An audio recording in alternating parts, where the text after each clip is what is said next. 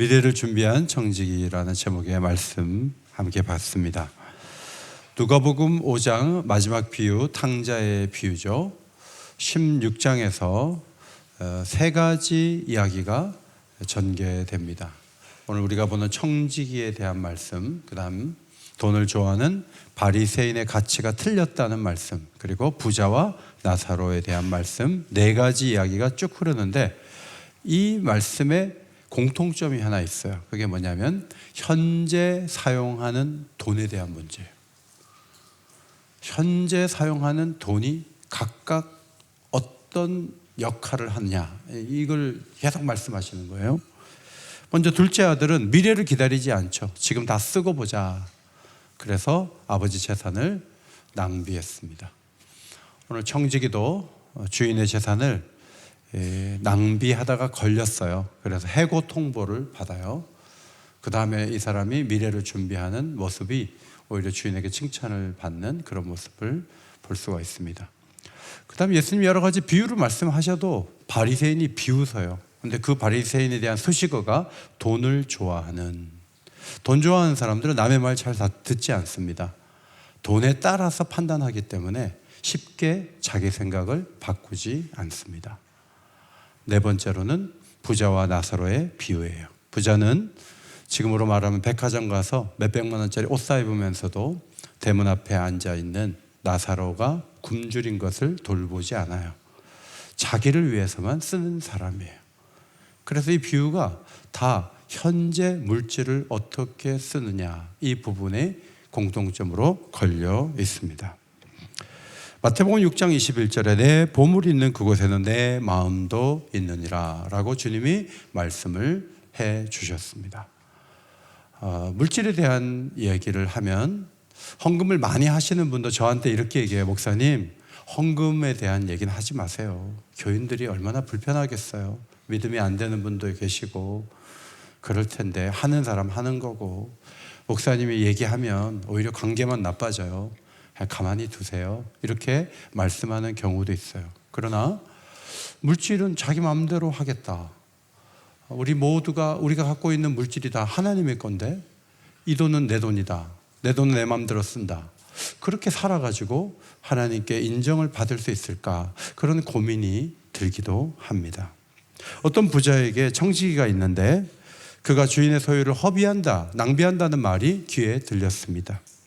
누가복음 15장 13절에 둘째 아들이 그 재산을 낭비하더니, 오늘 본문 1절 그가 주인의 소유를 낭비한다는 말이 들린지라, 똑같은 단어가 쓰였어요. 헬라어를 살펴보면 합성어인데 돈을 뿌리고 다닌다, 그런 의미의 말이에요. 돈을 뿌리고 다니니까 사람들이 말하는 거죠. 돈을 너무 쓴다. 그래서 주인이 이 청지기에게 많은 것을 맡겼거든요. 오탄이라는 야구 선수가 통역관을 하나 뒀는데 그 사람이 돈을 함부로 쓰다가 한 20억 이상 함부로 쓰다가 걸렸어요. 한국에 와서 야구할 때 그때 그게 드러나갖고 그 사람이 해고된 적이 있거든요. 단순히 통역관인데 어떻게 수십억을 쓸 수 있을까? 여기 청지기도 권한을 갖고 있는 사람을 의미하는 것인데 그가 함부로 쓰다가 걸린 것입니다. 주인이 오라 그래서 말합니다. 내가 너에 대해서 들은 말이 어떻게 된 것이냐, 재산과 관련된 문서들을 좀 보자 라고 얘기하면서 청지기 사물을 계속 보지 못하리라 해고 통보를 했는데 즉각적으로 해고한 건 아닌 걸로 보여요. 이게 이제 마지막 부분을 수습을 해야 되니까. 근데 이 사람이 세 가지를 생각했어요. 하나는 노동하는 건 너무 힘들다. 여러분 뭐 퇴직하고 지방에 가서 배추도 심고 뭐 농사 좀 짓겠다. 여러분 농사 아무나 짓습니까? 평생 농사 안 짓는 사람이 지방에 내려가서 농사 질 것 같으면 잘할 것 같지만 2주 안에 후회하게 되죠. 이 사람은 미리 땅을 파자니 힘이 없고 자기의 한계를 인정해요. 두 번째는 빌려갖고 사는 거죠. 자꾸 손 내밀고 여기저기 채무관계를 형성하고 도와달라 그러고 자존심 상하잖아요. 그렇게는 못 살겠다. 세 번째는 관계 형성을 좀 잘해가지고 남은 시간 안에 사람들에게 혜택을 준 다음에 내가 나중에 퇴직한 다음에 그 사람들이 나를 좀 도와주는 그 일은 할 수 있겠다. 세 가지 중에 세 번째가 내가 할 일이다 라고 생각을 하고 움직였다는 거죠. 여러분, 이 비유의 핵심은 자기에게 찾아오는 위기를 직감하고 미래에 대해서 대비하고 있느냐 하고 있지 않느냐, 그게 초점이에요. 이 사람이 낭비한 것이나 이 사람이 장부 조작한 것은 중심 초점이 아니에요. 거기다가 의와 불의를 걸어놓으면 이 말씀은 전혀 해석이 되지 않아요. 사실 누가복음 11장 오늘 이 본문 말씀은 누가복음에서 가장 어려운 말씀이에요. 제가 책을 이것저것 다 보고 아무리 생각을 해도 이거는 풀기가 어렵다, 이건 어떻게 설명을 해야 되느냐 많이 고민스러운 가운데 이 말씀을 준비하게 되었습니다. 남의 재산을 낭비를 했는데 이 사람은 걸렸고 남은 시간 동안 뭔가 대비를 하잖아요. 그 점에서 둘째 아들하고는 비교가 돼요. 둘째 아들은 돈이 예를 들어 20억 가지고 나왔다고 합시다.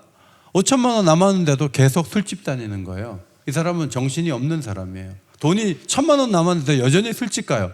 그러면 제로가 되죠. 그런데 오늘 이 사람은 내가 무엇을 할까? 남은 기간 안에 내가 할 일이 무엇인가? 골든타임이죠. 그 시간 안에 자신이 뭔가를 해야 되겠다라고 생각하고 움직였다는 거죠.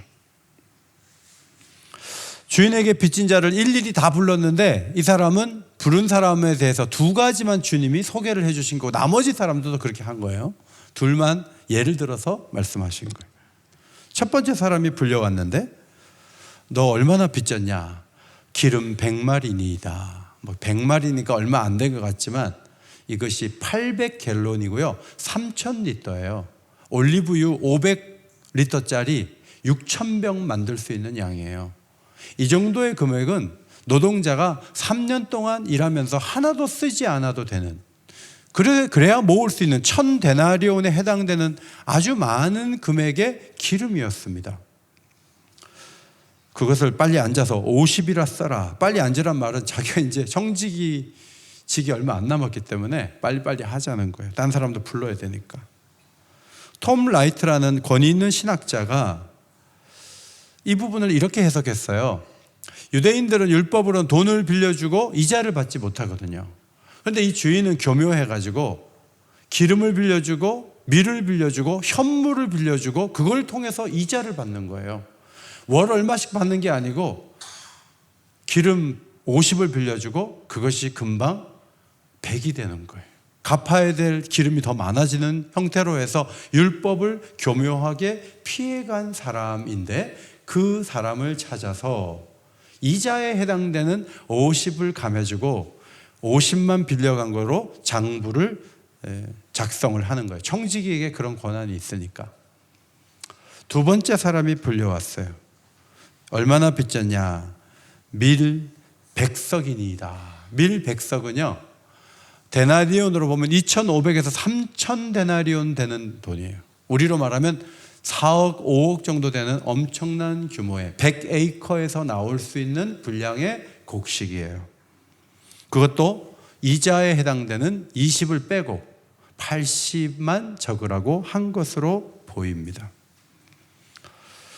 주인이 그 얘기를 모르겠어요. 해고 통보를 한 지 얼마 안 됐는데 또 일을 또 저질렀잖아요. 그런데 주인이 돌아다니면서 이놈 나쁜 놈이라고 말을 못해. 왜냐하면 자기도 이자놀이 했거든.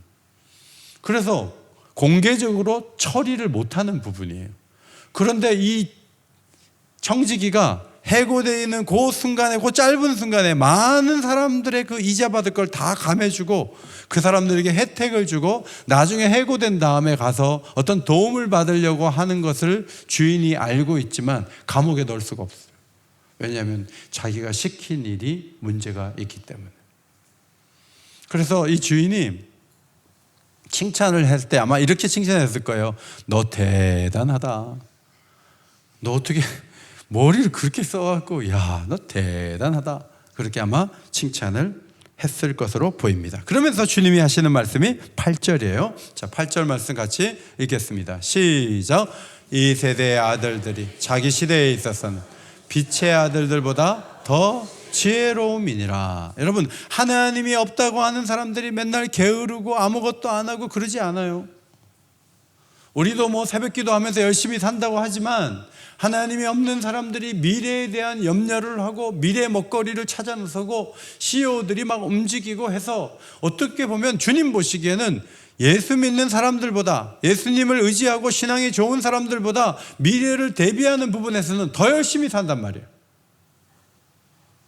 앞부분에 탕자의 비유를 보면 그저 우리는 다 쓰고 돌아오면 금반지 끼워주고 신발 신겨준다 그러니까 성도들이 환호해요. 아, 회개하면 되는구나. 회개하면 다 그냥 보상받을 수 있겠구나. 이러고 있으니까 예수님이 그 부분의 뒷면을 말씀하시는 거예요. 너희가 할 일이 있다. 회개하고 돌아가면 된다고만 생각하지 말고 미래를 염려를 하고 미래를 대비하는 공동체를 이루어야 되고 생각을 하고 행동을 해야 된다. 그 말씀을 해주고 계신 거예요. 카카오라는 회사는 디지털 헬스케어 시장이 앞으로 미래의 먹거리다. 네이버는 스마트 병원이 앞으로 설립이 되고 이제 병원에 가지 않아도 스마트 병원을 통해서 진료와 처방이 가능한 세계가 열릴 텐데 네이버의 시스템을 통해서 그것을 구축하는데 움직이면 그게 돈이 된다고 바라보고 열심히 움직이고 있어요. 푸드테크 산업을 들어보셨죠? 스마트팜. 꼭 땅에다가 안 심어도요. LED 저전력을 통해서 식물을 키워서 중동에서도 상추를 얻을 수 있는 그런 체계를 갖춰가고 있어요. 기계가 조리하고 무인 레스토랑에서 식사하며 대체육으로 고기 맛을 보는 세계가 열리고 있는데 그 일을 위해서 엄청난 돈을 투자하고 미래를 세상 사람들이 준비해요. 여러분, 사업하는 사람들은 무종교가 그들의 사업 환경이에요. 뭐 예배드리고 교회에서 뭐 움직이고 그런 시간 없어요. 그저 직장에다 초점 모아서 엄청나게 집중하면서 그래야 미래의 회사를 문 닫지 않고 갈 수 있다는 거예요. 가정도 뒤로해요. 취미도 뒤로해요. 오로지 돈이에요. 그걸 위해서, 미래를 위해서 얼마나 열심히 뛰는지 몰라요. 그거에 비하면 예수 믿는 사람들은 미래에 대한 걱정 별로 안 해요. 자기 마음대로 살다가도 그냥 기도만 하면, 회개하면 신발 신겨주고 가락지 끼워주는 것으로 그렇게 알 수 있기 때문에 주님이 정반대의 비유를 하고 계신 거예요. 톰 라이트라는 이 권위 있는 학자는 이 본문을 해고 통보를 받은 청지기는 이스라엘, 해고하신 분은 하나님으로 해석을 하면서 해고 통보를 받은 이스라엘이 미래를 준비하지 않고 있었다. 그런 관점에서 이 말씀을 해석했습니다. 하나님께 책임을 지고 그분의 재산을 양도받은 관리인이었던 이스라엘은 긴 시간 동안 하나님께서 주신 기회를 상실하고 신뢰를 잃었습니다. 그래서 십자가 사건 이후에 이 신앙의 축은 이방인에게로 옮겨가기 직전 상황에 놓여 있었고 그 사실을 예수님께서 이런 비유를 통해서도 말씀을 하셨던 것이죠.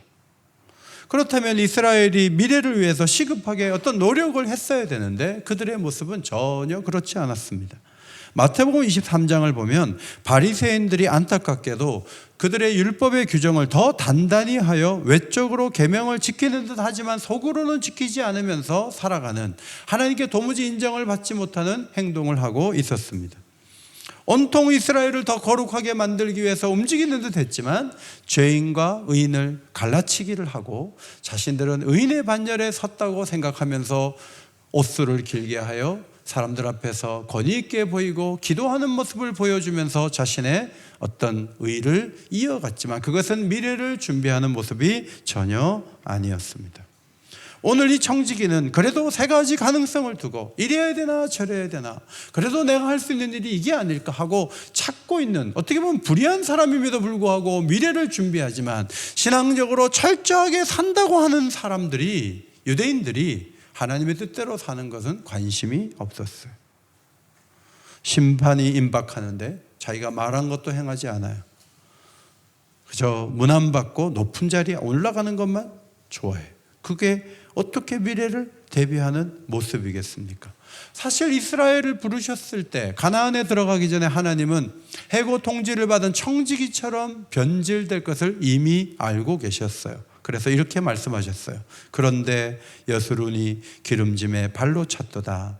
내가 살찌고 비대하고 윤택하며 자기를 지으신 하나님을 버리고 자기를 구원하신 반석을 업신여겼도다. 과거형으로 돼 있지만 미래에 그런 일을 할 거라고 하나님은 이미 예고하셨어요. 그리고 그 나라에서 쫓겨나서 이방 가운데 그들이 자신들의 잘못을 깨닫게 될 것이라고도 미리 모세의 입을 통해서 말씀해 주셨습니다. 신명기 10장 16절, 그러므로 너희는 마음에 할례를 행하고 다시는 목을 곧게 하지 마라. 마음이 바뀌지 않으면 절대 행동이 안 바뀌거든요. 마음의 변화가 와야 된다. 너희가 마음을 고쳐야 된다고 하지만 그 마음을 스스로 고칠 수 없음을 아셨기에 30장 6절, 내 하나님 여호와께서 내 마음과 내 자손의 마음에 할례를 베푸사, 하나님이 찾아오셔서 사람들의 마음에 할례를 베푸실 때 변화가 일어날 수 있다. 그것은 무엇인가 하면 온 마음을 다해서 온 인격을 모아서 하나님을 사랑하는 사람으로 만들 수 있다는 거예요. 여기에 또 하나 붙어야 될 괄호 안에 들어있는 말이 뭐냐면 온 마음을 다해서 이웃을 내 몸처럼 사랑하는 사람으로 바뀌어지는데, 그것은 마음의 할례를 행해야 가능한데 그것은 너희의 힘으로 되지 않고 내가 그 일을 도와주겠다고 하나님이 말씀해 주신 거예요. 오늘 본문은 이웃을 사귀라는 노력의 메시지를 담고 있어요. 저도 55세까지는 돈을 못 모았어요. 모을 수가 없었어요. 애들한테 들어가야죠. 애들이 나중에 나한테 잘해주겠지 한 건 아니지만 모든 부모는 가족에게 우선적으로 재정을 배치해요. 그런데 그 아이들이 커서 뭐 돈을 가지고 오지 않더라도 내가 급하고 내가 어렵고 내가 어두울 때 애들이 찾아오고 위로를 주잖아요. 그래서 가족이 있는 건 참 좋고 감사한 일이에요. 그런데 가족만 있지 않고 대안가족이 있어요. 대안가족이 누구냐면 친구예요. 친구를 잘 사귀면요, 친구들이 도와줘요. 친구들이 감정을 지지해 주고요, 친구들이 등을 두드려주고 친구들이 좋은 역할을 하거든요. 그런데 동창회 한 번도 안 가고 친구에 대한 투자 하나도 안 하면요, 나중에 60, 70 돼가지고 친구 없어요. 그런데 예수님께서 말씀하신 친구는 동창들이 아니고요, 가난하고 어려운 이웃들에 대한 말씀을 많이 하셨어요. 양과 염소를 구분하는 어떤 임금의 이야기를 마태복음 25장에서 발견하게 되는데, 임금이 어떤 사람을 불러놓고 이렇게 말했다는 거예요. 내가 줄일 때 너희가 먹을 것을 주었고, 목마를 때 마시게 했고, 나그네 됐을 때 영접했고, 헐벗었을 때 옷을 입혔고, 병들었을 때 돌보았고, 옥에 갇혔을 때 와서 봤다는 거예요. 고맙다는 거예요. 그때 그 사람이 제가 언제 임금에게 그렇게 하셨냐고, 내가 왕에게 한 적이 없는데요. 그랬더니 그 임금이 뭐라 그러냐면 내 형제 중 지극히 작은 자 하나에게 한 것이 곧 내게 한 것이니라 라고 말씀을 하셨다는 거예요. 청지기는 빚진 자를 불러서 감액을 시켜주면서 친구를 얻지만, 유대인들이 그래도 하나님의 긍휼을 입는 방법은 뭔가 하면 그 시대 속에서 너무나 어렵고 힘들고 외로운 사람들을 가까이 하고 그들을 지원하고 그들을 사랑하고 그들을 도와주는 행위를 하는 것이 하나님의 마음을 얻는 일인데, 그것에 대해서 도통 신경을 쓰지 않고 많은 규정들만 만들어가지고 복잡한 신앙의 체계를 세웠다는 거예요. 그것이 어떻게 미래를 위한 포석이 될 수 있느냐? 주님은 그렇게 보시는 거죠. 따라합시다. 하나님을 향해서는 진실하게, 이웃을 향해서는 따뜻하게. 이게 살아있어야 돼요. 마음의 할례를 받은 사람은 이 두 가지가 작동을 해요. 예배드리고 싶은 마음, 성령이 주신 마음이에요. 누군가 돕고 싶은 마음, 성령이 주시는 마음이에요. 이게 너무너무 중요해요. 근데 하나님을 향해서는요, 물론 내가 알고 남도 알지만요, 약간 이중적일 수 있어요. 바리새인들이 그 함정에 빠졌거든요. 그래서 이웃을 향한 태도를 잘 보세요. 그게 하나님에 대한 태도일 수 있는 거죠. 그 부분을 오늘 말씀이 조명하고 있어요. 두 번째, 이 말씀은 위기의 교회를 향한 말씀일 수 있어요. 여러분, 교회는 의외로 하나님의 칭찬을 많이 받아야 되고 받을 수밖에 없다고 생각하지만 꽤 많은 교회가 주님의 책망을 들어야 할 대상이 됩니다. 그걸 어떻게 알 수 있냐면 사도 요한이 반모섬에서 요한계시록을 적을 때 2장, 3장에 꽤 긴 분량의 말씀을 적었는데 7 교회에 대한 말씀을 전하라 그랬어요. 그런데 7 교회 중에 책망받아서 없어져야 될 것처럼 아주 강하게 경고를 받은 교회가 5 교회나 돼요. 칭찬만 받은 교회는 2 교회밖에 안 돼요. 그렇다면 이것을 그대로 우리에게로 가지고 오면요, 지금은요 10,000교회가 있다면 8,000교회는 책망을 받고 2,000교회만 그래도 주님의 지지를 받는 교회일 수 있다, 이런 위기감을 갖게 돼요. 에베소 교회는 처음 사랑을 잃어버렸대요. 어디선가 떨어졌대요. 서머나 교회는 칭찬만 받았어요. 굉장히 어려움 많았지만 정말 내적으로 영적으로 부요하다는 그런 칭찬을 받았어요. 버가모 교회는 발람의 교훈, 니골라당의 교훈을 지키면서 하나님 말씀 버렸어요. 두아디라 교회는 이세벨을 용납하여 행음하고 우상의 재물을 먹었어요. 사대교회는 살았다 하는 이름은 가졌지만 죽은 교회로 진단을 받았어요. 빌라델비아 교회는 적은 능력을 가지고서도 주님을 배반하지 않았다는 칭찬을 받았어요. 그래서 교회들 가운데 서머나 교회도 있고요, 빌라델비아 교회도 있는데 교회 이름을 사대교회나 버가모 교회로 짓지는 않아요. 라오디게아 교회는 미지근해요. 굉장히 심각한데 자기 진단이 틀려가지고 주님이 정말 토할 지경이라고 말씀하는 것을 들어야 했습니다.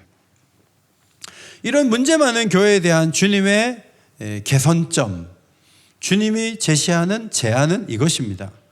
먼저 에베소 교회를 향해 어디서 떨어지는지 생각하고 회개하여 처음의 길을 가지라. 그 사람 처음에는 안 그랬어. 근데 중간에 바뀐 거예요. 회개한다는 말의 뜻은요, 다르게 생각한다는 뜻이에요. 다르게 이해한다는 말이에요. 내 생각이 바르다고 생각하는데 사실은 그 생각은 회개를 하면 다르게 생각할 수 있는 부분이라는 거예요. 에베소 교회는 그런 말씀을 받았어요. 2번째, 서머나 교회는 잘하고 있지만 끝까지 충성하고 죽도록 충성하라. 버가모 교회는 그러므로 회개하라는 말씀, 생각을 바꾸라는 말씀을 들었어요. 두아디라 교회는 다만 너희에게 있는 것을 내가 올 때까지 굳게 잡으라. 너희에게 있는 게 뭐예요? 하나님 말씀이에요. 어떻게 받았으며 어떻게 들었는지 생각하고 지켜 회개하라. 하나님 말씀을 말해요. 요한계시록 3장 11절도 내가 가진 것을 굳게 잡으라. 지금 칭찬받고 책망받을 것이 없는 교회지만 너희들이 가진 것을 굳게 잡으라. 그래서 이 전체적으로 이 말씀은 2가지예요. 하나는 열심의 강도를 더 올리라는 말씀이에요. 당시 교회가 현실 위주로 가고 있었던 거예요. 핍박도 있고 어려움도 있으니까 더 이상 뭔가 열심히 하기는 어렵다 해서 열심을 안 내는 거예요. 열심을 내라는 거예요. 죽도록 충성하라는 거예요. 2번째는 가르친 교훈을 벗어나지 말라는, 하나님 말씀을 받으라는, 받은 말씀을 지키라는 거예요. 그 말씀대로 걸어가라는 거예요. 디모데전서 4장 6절 말씀 앞에 보시고 같이 읽습니다. 시작. 내가 이것으로 형제를 깨우치며 그리스도 예수의 좋은 일꾼이 되어 믿음의 말씀과 내가 따르는 좋은 교훈으로 양육을 받으리라. 교회는 주차장이 중요하지만 더 중요한 게 있어요. 그게 뭐냐면 하나님 말씀이 계속 선포되는 거예요. 바울이 디모데를 가르쳤어요. 바울은 또 형제들을 깨우쳐요. 또 형제들 가운데 충성된 자가 또 다른 사람을 가르쳐요. 이것이 살아있을 때 교회는 사는 거예요. 하나님 말씀을 깨우치고 계속 하나님 말씀대로 걸어가는 사람을 만드는 것이 교회가 하는 사역 가운데 가장 값진 거예요. 교사들이 있어요. 학교 교사보다 더 중요할 수도 있어요. 그 교사들을 여러분이 지지하고 카톡이라도 한글 써서 보내고 너무 고맙습니다. 우리 아이들을 잘 가르쳐주니 고맙습니다. 저도 집에서 신앙교육 한 양보다는요, 교회에서 애들이 말씀 받은 양이 훨씬 많아요. 우리 애들이 어디 가도 예배 드리는데 힘을 다하고 교회를 벗어나지 않고 어디를 가도 교회를 사랑하는 사람이 되었던 것은 교회 교육의 결과예요. 여러분 내가 기도해 주니까, 내가 예배 드리니까 넌 교회 안 와도 돼. 여러분 그래가지고는 아이들이 하나님 말씀대로 걸어가기 어려워요. 지난 10년 사이에 유년부 초등부에 해당되는 애들이 4% 정도 감소했대요. 4%. 그런데 교회 학교는 36%가 감소했어요. 원인 분석을 해보니까 그들의 부모에 해당되는 30, 40 세대가 절반이 교회를 떠났어요. 부모가 교회를 떠나는데 애들이 어떻게 주일학교가 늘겠어요? 30, 40 세대가 왜 교회를 떠나는지 분석을 해봤더니 장로님들 60대가 결정한 것에 따라서 동원만 되는 교회 생활은 안 하겠대. 자기들도 의견을 내고 자기들도 뭔가 움직이고 싶다는 거예요. 그 심각성을 분석한 교회들이 청년사역위원회를 만들었어요. 직접 장로님에게, 부장님 거치지 말고 학생들이, 청년들이 직접 장로님께 얘기를 해서 당의 의견이 올라올 수 있도록 언로를 열어놓는 거죠. 어떤 교회는 30, 40 세대에 3천만 원 돈을 줬대요. 당신들이 교회에 들어올 수 있는 문화를 이 돈을 가지고 한번 만들어 봐라. 물론 나중에 다 재정적으로 투명하게 다 보고를 해야 되지만 한번 너희들이 디자인해서 이 돈을 한번 써보라는 거죠. 그래갖고 어떻게 움직였는지 그 교회 30, 40 세대가 많이 등록을 했대요. 돈은, 재정은 그 교회 신앙 고백이에요. 재정이 젊은이들을 위해서 거의 쓰이지 않는데 기도만 다음 세대를 위해서 한다고 해서 다음 세대가 늘어나는 게 전혀 아니에요. 장애인들을 위해서 기도한다면 예산이 장애인들에게 들어가야 되는 거죠. 북한을 위해서 기도한다면 북한을 위한 뭔가 예산 집행이 돼야 그 교회가 움직이고 있는 것이죠. 오늘 말씀은 사기 행위를 조장하는 말씀이 아니에요. 교회가 위기 속에 있을 때 별도의 규제와 복음을 덧붙이는 과중한 군더더기 규제를 덜어내고 교회의 위기가 오고 있음을 알고 교회를 위해서 뭔가 지금 할 일을 찾으라는 하나님의 중대한 메시지가 여기에 담겨 있는 거예요. 전통적인 경계선 밖에 있는 친구들을 교회는 기꺼이 사귀는 방향으로 가야 돼요. 전통적인 경계선 밖에 있는 친구들이 누구예요? 예배만 드리고 집에 가는 분들이에요. 그분들이 한 걸음 더 다가서야 교회가 살아나는 거예요. 예배만 드리고 집에 가는 분들이 아무리 많아도 교회는 새로워지지 않아요. 전통적인 경계선 밖에 있는 친구들이 누굴까요? 예수 안 믿는 사람들이에요. 그분들이 주님 앞에 돌아와서 하나님께 영광을 올리는 사람들로 변화되는 것을 위해서 교회는 투자하고 그것을 위해 기도하고 움직여야 교회의 미래가 있는 거예요. 미국 교회들이 30%씩 줄었어요. 한국 교회도 막 줄고 있어요. 모여가지고 미래를 걱정하지 않고 오늘 막 메꿔가는 것에 급급하면 그건 주님이 원하시는 교회의 모습이 아닌 거예요. 목요일날 대전에 갔다가 은사에 저를 가르쳐 주신 또 우리 교회 한번 오셔서 설교도 주일날 하셨던 목사님이 대전역 가실 분 하는데 잘 못 듣더라고요. 사람 제 귀에만 들었어. 교수님 제가 모셔다 드릴게요. 뒤에 앉았어요. 20분 정도 가는데 교수님이 대화 중에 이런 말씀하세요. 안정되고 오래된 교회들은 전도하는 힘이 약하죠. 네. 그런데 개척을 하면 그 교회는 생명을 걸고 전도합니다. 전도하려는 의지가 개척교회가 전통적인 중형교회보다 100배는 강합니다. 실제로 그래요. 우리가 2020년 1월 달에 복음의 숲교회 개척했는데 복음의 숲교회 2가정, 3가정 막 들어와가지고 2달 만에 10가정 들어왔어요. 우리는 그때 1-2가정밖에 안 들어왔어요. 수백 명이 모여가지고 경계선 밖에 있는 친구들을 초대하느냐? 안 해요. 그런데 막 개척된 교회는 하나님이 사람을 보내주기도 하시고 그리고 개척된 교회 목사님이 전도를 안 하면 교회 문을 닫아야 되고 월세를 못 내니까 막 움직이는 거예요. 우리는 가만히 두면은 이대로예요. 너무 찬양도 막 성가대 너무 잘하시고 꽃도 예쁘고 뭐 너무 좋아요. 아무 문제가 없어요. 엘리베이터는 잘 작동될 것이고 5층에 올라가면 밥을 줄 거예요. 그걸 먹고 집에 가면 돼요. 크게 부담이 없어요. 우리가 월세가 나갑니까? 이자가 나갑니까? 편안하게 가는 거예요. 근데 문제는 우리에게 언제까지 계속 교회가 일할 수 있는, 사명을 수행할 수 있는 시간을 주시느냐 하는 거예요. 시간이 계속 확보되느냐 하는 거예요. 9절, 불의의 재물로 친구를 사귀라. 불의의 재물, 그러니까 굉장히 헷갈리는데, 돈을 우리는 뭐 자꾸 돈 얘기하면 돈 얘기는 뭐 자꾸 해, 돈 얘기는 하지 마세요 이러잖아요. 그러니까 재물 자체에 대해서 약간의 좀 무시하고 그건 아니다 이런 생각을 갖고 있는 게 우리들이에요. 그런데 이 돈으로 친구 사귀라는 거예요. 동창들 만나라는 얘기가 아니에요. 말씀을, 구절을 잘 보면 영원한 처소로 인도할 친구예요. 영원한 처소로 동창이 인도하지 않아요. 하나님이 인도하세요. 물질을 가지고 하나님 앞에 마음에 들게 살라는 말씀이에요. 내가 번 돈이니까 내가 알아서 한다니까 이러지 말라고요. 그 재물로 하나님 마음에 들게 구제하고 하나님 앞에 예물을 드리는 사람이 되라는 거예요. 10절, 작은 것에 충성된 자는 큰 것에서 충성된다. 작은 게 뭐예요? 돈 얘기예요. 여러분, 물질이 뭐 대단해요. 정말 집안에 며느리 잘 들어오고 사위 잘 들어오고 손주 잘 나는 게 더 큰 거 아니에요? 뭐 돈이야. 있다가도 없고 없다가도 있는 게 돈인데 돈이 그렇게 중요한 건 아니에요. 그런데 돈 쓰는 거 보면 큰 것에도 충성될 사람이라는 감을 잡을 수 있어요. 너무 물질에 발발 떨고 하나님이 원하시는 대로 쓰지 않으려고 막 몸부림치는 교인들이 있어요. 저는 너무너무 안타까워요. 왜 저럴 필요가 뭐가 있나?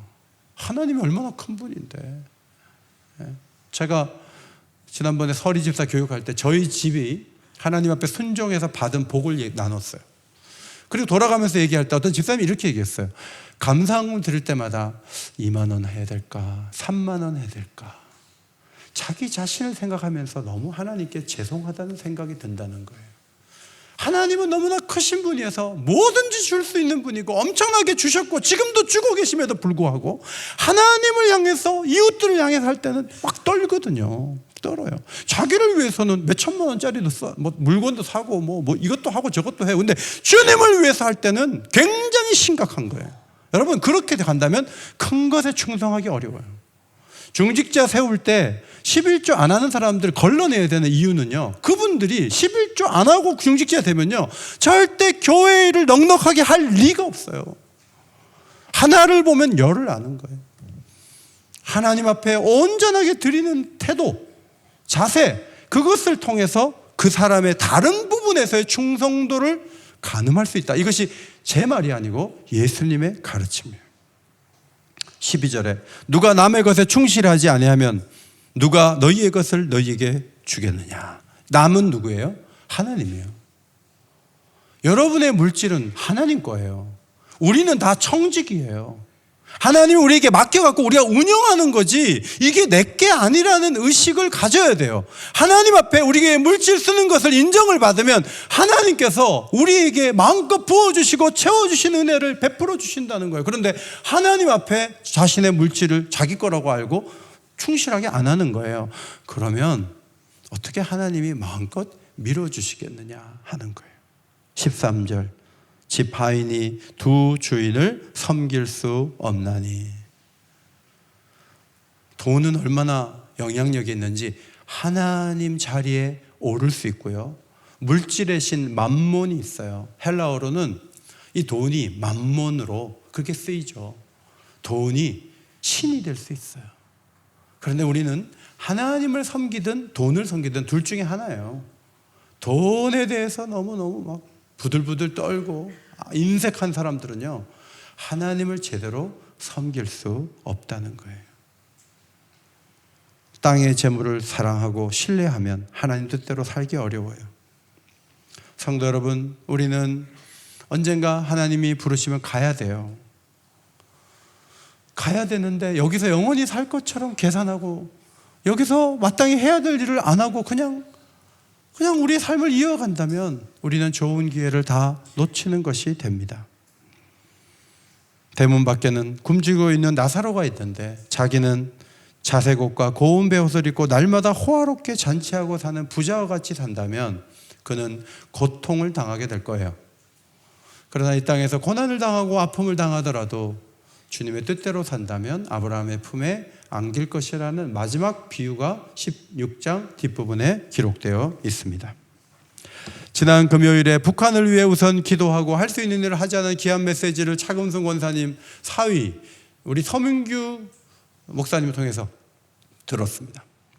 당장에 통일이 되겠습니까? 북한과 남한이 이렇게 경색된 관계 속에서 뭐가 되겠어요? 할 일이 하나도 없는 것 같고 통일부 직원도 줄어들고 예산도 더 줄어드는 그런 상황에 놓여 있지만 그래도 교회는 미래를 놓고 기도해야 된다. 300만 원 받아가지고 건축한 옥인교회가 미래를 위해서 뜨겁게 기도해야 된다는 귀한 메시지를 서민규 목사님이 주고 가셨습니다. 눈앞에 당장에 통일되는 것은 아니지만 갑자기 하나님이 열어놓으실 때 준비된 교회는 일을 할 수 있겠지만 아무런 준비가 없는 교회는 아무 일도 할 수 없을 거예요.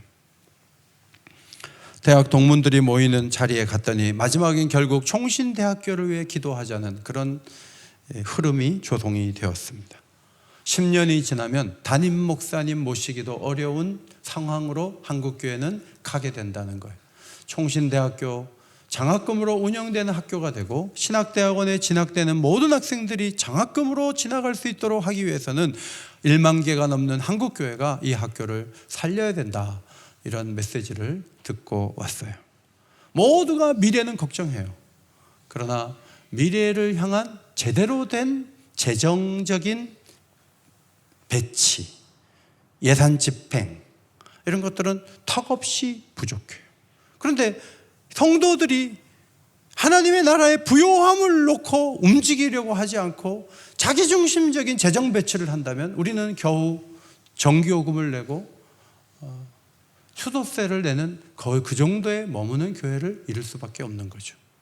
감사한 것은 우리 성도들이 점점 더 교회를 사랑하고 더 헌신적으로 나간다는 사실이에요. 저는 이 흐름이 더 강해지고 더 좋은 교회를 이루어서 미래에 아름답게 쓰임받는 교회가 되기를 바라고 우리 주님께 모두가 칭찬받고 더 많은 것을 맡겨주는 그런 축복을 누리게 되시기를 예수의 이름으로 축원합니다. 하나님 고맙습니다. 이 어려운 비유의 말씀을 또 신학자들의 도움을 받아서 또 강론하였습니다. 예수님의 답답한 마음을 잘 알게 하시고 그저 회개만 하면 돌아가기만 하면 다 된다 그런 방식으로만 일하지 않고 주어진 기회가 많지 않은데 오늘 이 한 해에 내가 해야 될 일이 뭔가 잘 찾고 특별히 내 거 아닌데 하나님 맡겨주신 청지기로서 사는데 내 뜻대로 살지 말고 하나님 뜻대로 재정을 집행하고 그래서 더 많은 것을 맡겨주시는 은혜를 입을 수 있도록 우리 모두에게 은총을 베풀어 주옵소서. 예수님 귀하신 이름으로 기도하옵나이다. 아멘.